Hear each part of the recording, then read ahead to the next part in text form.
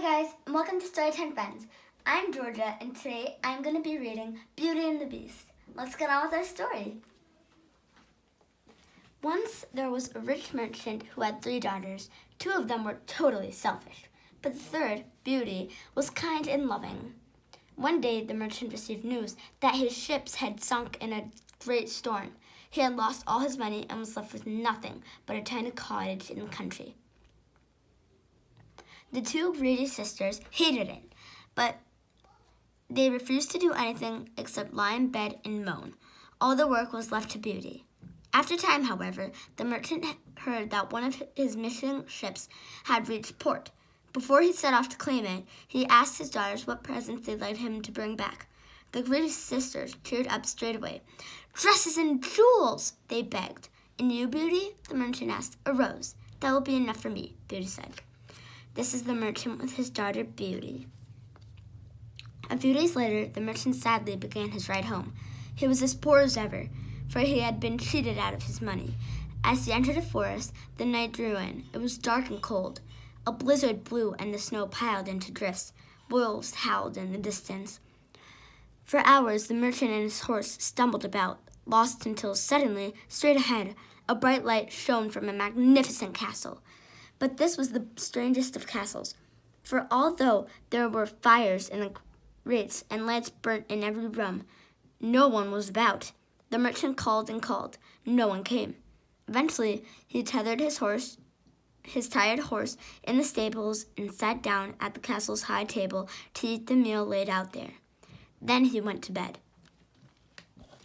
In the morning, he found new clothes laid out for him. Downstairs, a cup of steaming hot chocolate had been put out for his breakfast.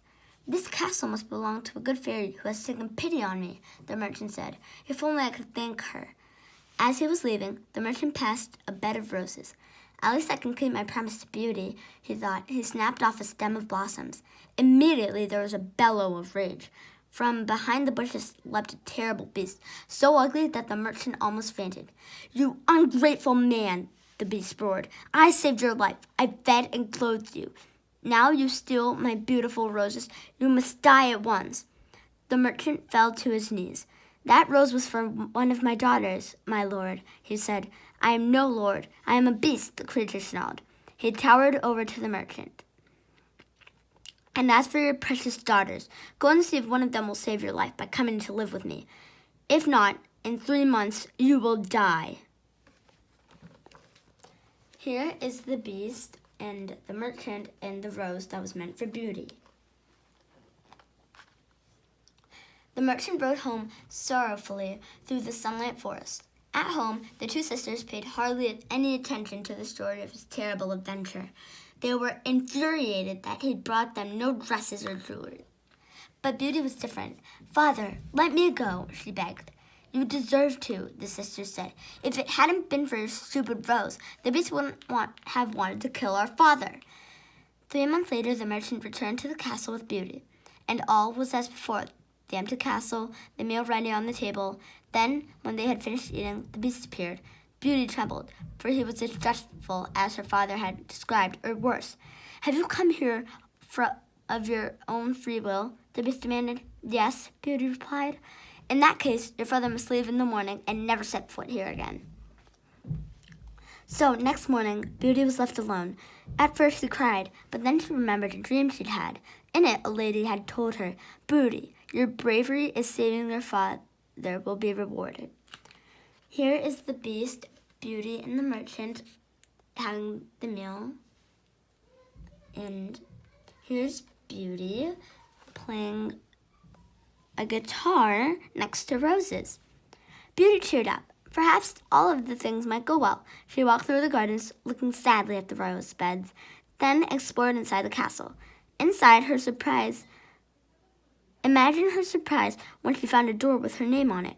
Inside the room was exactly as she'd have furnished it herself, full of books and musical instruments. "The beast cannot mean to harm me," she thought, "if he intends me to enjoy myself so much." Beauty took out a book.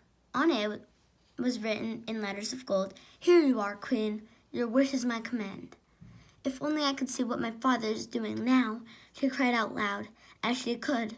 In the mirror on the far side of the room, as the picture faded, Beauty felt less lonely and homesick. That night at supper, the Beast appeared.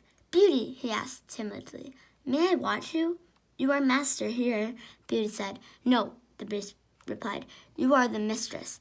I will go if you wish, the Beast hesitated.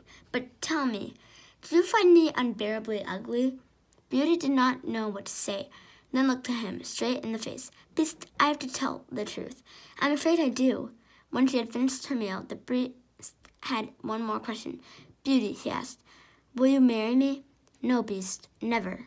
The sigh the Beast gave echoed round the castle. Every night at 9 o'clock, the Beast came to talk. Beauty found she liked him more and more. She even fretted if he was late. If only he wasn't so ugly. If only he wouldn't keep asking her to marry him. She dreaded having to refuse and hearing the haunting sigh he gave afterwards. You may not love me, Beauty, he said, but you will never leave me, will you? Promise that. For 3 months it went on like this. Here is Beauty and the Beast having some drink next to the fire. Then, one day, Beauty saw in the mirror that her father was ill. At once, she asked the Beast if she could go home to nurse him.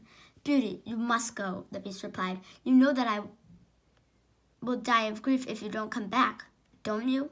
I'm afraid that you will stay at your father's, but if you want to come back, just take your ring on your bedside table. The next morning, you will wake in my castle. I will return in a week, Beauty promised. Next morning, Beauty woke in her own warm bed in her father's cottage. How overjoyed he was to see her! It made him better at once. That afternoon, her sisters, who had both got married in the meantime, came round to visit. How jealous and angry they were when they saw that their father's favorite had come back. Listen, one said to the other, let's trick her. Let's persuade her to stay a second week. Then the Beast will come and kill her. Instead of moaning and criticizing her, the two sisters rubbed onions in their eyes and pretended to cry at the thought of Beauty leaving. Beauty promised to stay another week. Yet, soon, Beauty found that she was missing the Beast as much as she'd missed her father. As she slept, she had a terrible dream in which the Beast was lying cold and lifeless on the castle lawn. She sat bolt upright in bed. How could she have been so heartless? Quickly, she pulled off the ring and put it on the bedside table. When she woke again, she was in the Beast's castle. That evening, she waited for him. 9 o'clock struck. He didn't come. 1:15 struck too. Suddenly, full of dread, she ran through the castle and out into the gardens. The Beast lay on the lawn. She had killed him. Forgetting his appearance, Beauty threw herself upon him. Her heart was still beating. I thought you would never come back. I tried to starve myself to death, he whispered. But I love you, Beast, Beauty said. I want to marry you. Then something amazing happened. The castle seemed to become even more beautiful, more full of light. Beauty gazed round, then turned back to the Beast. But the Beast had gone. In his place, a handsome young prince lay upon the lawn. I want the Beast, Beauty cried. The prince stood up. I am the Beast, he said. An evil fairy put a spell on me. She turned me into something unbearably ugly. I would have stayed like that for the rest of my life if you had not said you would marry me. The prince led Beauty into the castle. There she found her father and the lady she'd seen in her dream, the good fairy. Beauty, the good fairy said, you have got your reward. She waved her wand. In an instant, everyone in the hall was transported to the prince's kingdom, where the prince's subjects greeted him with cheers and applause. Soon Beauty and her Beast were married. They became the happiest prince and princess that ever lived. Well, that's the end of the book. I hope you enjoyed it, and I hope to see you next time on Storytime Friends. Bye!